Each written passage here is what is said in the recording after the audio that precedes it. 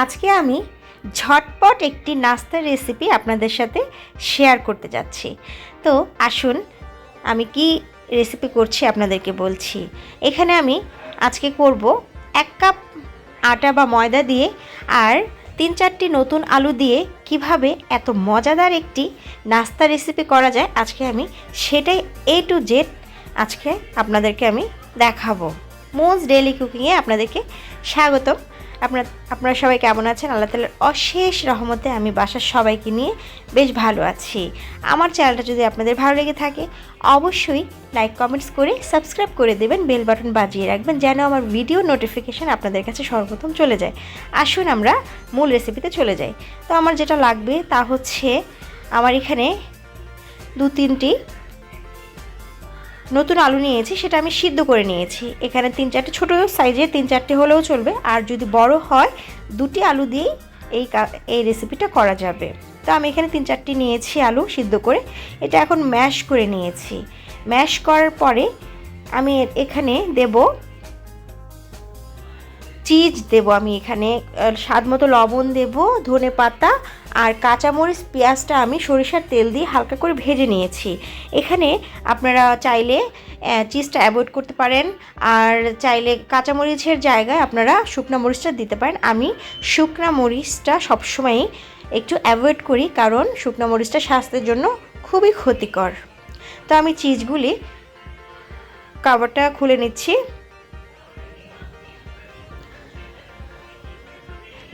এটা আপনারা স্কিপ করতে পারেন, শুধু আলু ভর্তাটাই করে নিতে পারেন। তো আমি এখানে চিজটা দেব একটু স্বাদ বাড়ানোর জন্য। তো আমি এগুলি কিউব করে কেটে নিয়েছি, এটা আমি গ্রেট করে দেব না, আমি এটা কিউব করে নিয়েছি। সবগুলি আমি এখন মেখে নেব। আমি চিজটা একটু তুলে রাখবো,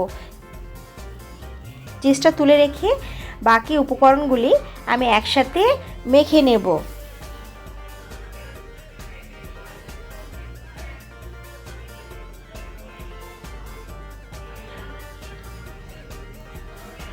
আমার মেখে নেওয়া হয়ে গেছে। এখন আমি যেই চিজগুলি তুলে রেখেছিলাম কিউব করে কেটে, সেটা এখন এখানে মিক্স করে দেব। অবশ্যই নতুনদেরকে বলছি আপনারা একটা লাইক দিয়ে আমার ভিডিওটা দেখবেন আর সাবস্ক্রাইব করে দেবেন, বেল বাটন বাজিয়ে রাখবেন যেন আমার ভিডিও নোটিফিকেশান আপনাদের কাছে সর্বপ্রথম চলে যায়। আমি খুব সহজ আর সামান্য কিছু উপকরণ দিয়ে রেসিপি তৈরি করার চেষ্টা করি। তো আপনাদের কেমন লাগলো, কেমন লাগে আমার রেসিপিগুলি অবশ্যই আমাকে কমেন্টসে জানাবেন। তো আমি এখানে 1 কাপের মতো আটা নিয়েছি, স্বাদ মতো লবণ, এটা আমি এখন মেখে নেব। মেখে নেওয়ার পরে এখানে আমার 1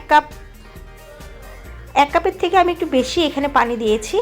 এখানে আমার এটা আপনারা বুঝে দেবেন, আমি এখানে 1 কাপের থেকে একটু বেশি দিয়েছি। এটা এখন আমি সুন্দর করে মিক্সড করে নেব।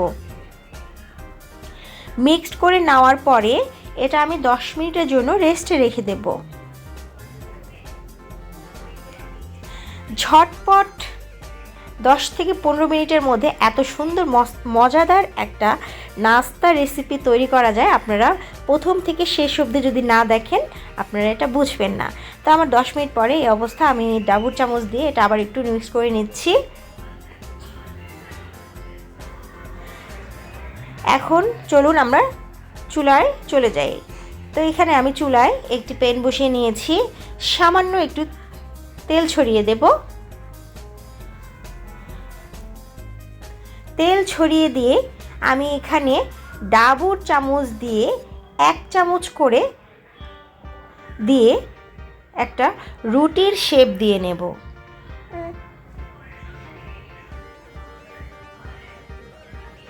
রুটির শেপটা দিব। এই পর্যায়ে আমার চুলার আঁচটা হালকা মিডিয়াম আঁচে রাখতে হবে যেন এটা পুড়ে না যায়। আপনারা দেখেন এই প্রসেসে আপনারা করলে এটা অনায়াসে 1 সপ্তাহ আপনারা ফ্রিজিং করে রেখে খেতে পারবেন। বাচ্চাদের টিফিনেও আপনারা এটা দিতে পারবেন, সকালে নাস্তা হিসেবে খেতে পারবেন, সন্ধ্যার স্ন্যাক্স হিসেবেও এটা খাওয়া যাবে, কিন্তু খেতে দুর্দান্ত টেস্ট হয়। আমি এটা একটু উল্টে নেব। 5 সেকেন্ডের মতো আমি ওপাশটা ভেজেছি। তারপরে আমি উল্টে দিয়ে হয়ে গেছে আমার একটা। এভাবে আমি এক কাপ আটাতে আমার 5টা রুটির শেপ আমি করে নিয়েছি। এভাবে আমি করে নেব সবগুলি রুটি।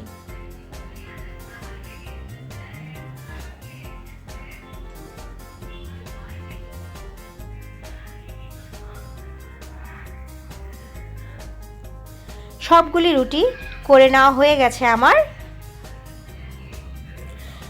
এখানে আমার 5টি রুটি আছে।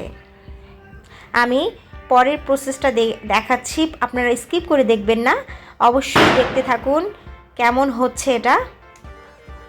আমি যেই আলুটা ম্যাশ করে রেখেছিলাম এটা দিয়ে এখন আমি একটি রুটি নিয়ে নিয়েছি। এখন আমি কি করব আপনারা দেখতে থাকুন। আমি এখানে একটু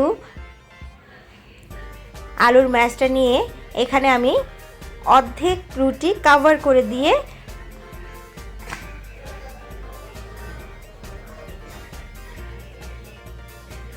এই প্রসেসে আপনারা এই নাস্তাটা তৈরি করতে পারেন। এখন আমি এটা এই শেপে করে নেব। হয়ে গেল আমার একটা রেডি করা। এভাবে আমি 5টা নাস্তাই রেডি করে নেব। এখন আমি এভাবে 5টা নাস্তা রেডি করে নিচ্ছি। আমি আরেকটি দেখিয়ে দিচ্ছি আপনাদের সুবিধার্থে।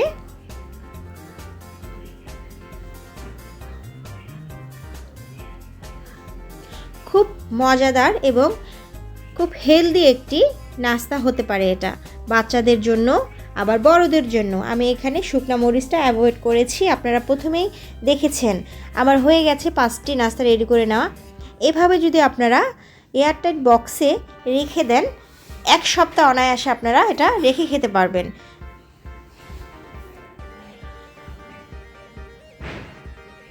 নর্মাল ফ্রিজে এটা রেখে দেওয়া যাবে। ডিপ ফ্রিজেও আপনারা যদি এয়ারটাইট বক্সে রেখে দেন তাহলে এটা অনায়াসে অনেক দিনই আপনারা রেখে দিতে পারবেন। 2-1টা করে বের করে তারপরে আপনারা ভেজে নিতে পারবেন। তো আমি ভাজার প্রসেসটা দেখিয়ে দিচ্ছি। আমি এখানে তেল দিয়ে ভাজবো, বেশি পরিমাণ তেল দেওয়ার দরকার নেই। এখানে আপনারা তেল ছাড়াও এটা প্যানে ভেজে খেতে পারবেন। আমি তেল দিয়ে ভেজে নিচ্ছি। আরও সামান্য অল্প তেল দিয়েও এটা ভাজা যাবে। তেল ছাড়াও এটা ভেজে খেলে অত্যন্ত মজা লাগবে। আমি এটা তেল দিয়ে আপনাদেরকে ভেজে দেখাচ্ছি।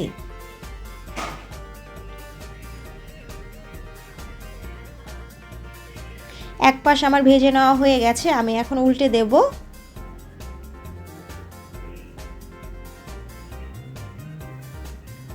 এভাবে আমি সবগুলি নাস্তা ভেজে নেব। হয়ে গেছে আমার সবগুলি নাস্তা ভেজে নেওয়া। আমি এখন পরিবেশন করে দেখাচ্ছি। তো মজাদার, স্বাস্থ্যসম্মত, বাসায় তৈরি এত মজাদার দুর্দান্ত টেস্টের একটি নাস্তা অবশ্যই আপনারা সবাই বাসায় করে খাবেন। অবশ্যই আপনাদের ভালো লাগবে। আর আমার এই রেসিপিটা যদি ভালো লেগে থাকে অবশ্যই লাইক কমেন্টস করে দিবেন। সবাই ভালো থাকবেন। আল্লাহ হাফেজ।